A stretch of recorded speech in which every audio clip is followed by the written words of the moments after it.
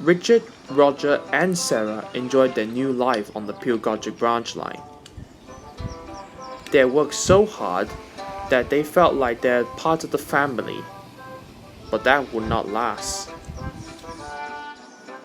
One day, Sarah returned to the sheds after a hard day's work. She noticed Richard and Roger were looking glum. "What's going on?" she asked. The twins told her that the manager would be speaking to them later. They were worried that they would be sent back to the Heritage Railways. "It's really sad," said Sarah. "Yeah," said Troy. "You guys have been really helpful for this railway." "Same here," said Dan. "They work splendidly here," said Joyce and Fleur together. "This isn't fair." They all agreed that something must be done, but none knew what. Lewis decided to speak to Henry when he made a stopover at Kildane. "What you need," said Henry, "is a deputation." He explained what that was. Lewis went back to the sheds immediately. Lewis returned to the sheds to find some of the engines had left, except Richard, Roger, Dan, Ron, and Sarah. "Henry said we need a deputation." "Of course," said Dan. "But the question is, what is a deputation?" said Sarah.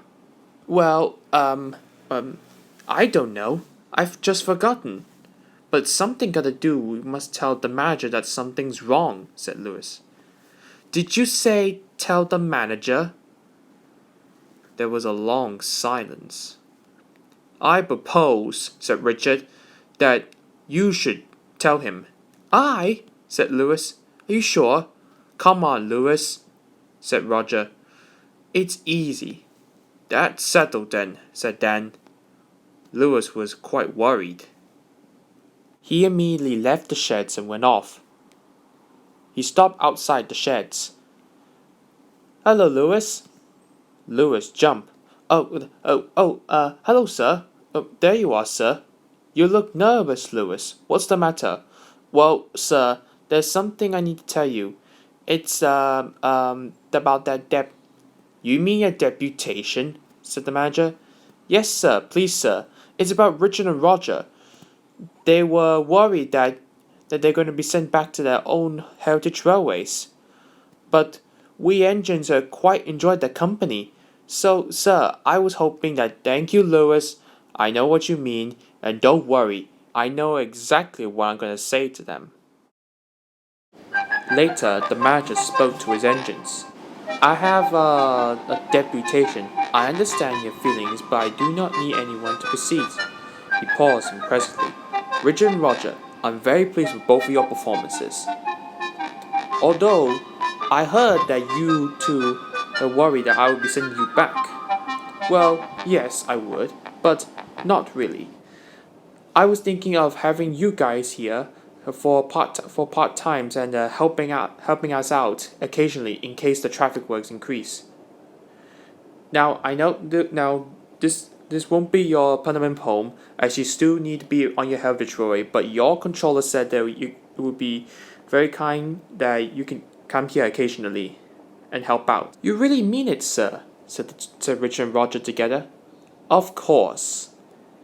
Richard, Roger, and all the engines smiled happily, as they knew they would still be part of the railway, in spite that it would not be their permanent home. By the end of the month, the traffic level has decreased, and the engines are now finding themselves less stressful, and they can handle the goods and passengers without any problems. And Richard and Roger had went back to the Heritage Railway, but promised they would be back occasionally.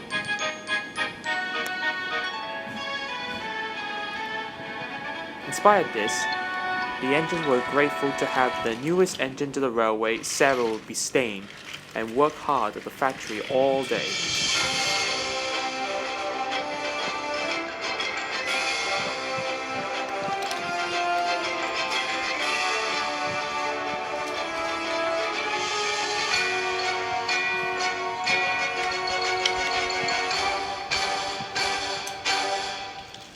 Whenever the traffic work is increased, Richard and Roger will return back and help out with the duties, mostly the passenger runs.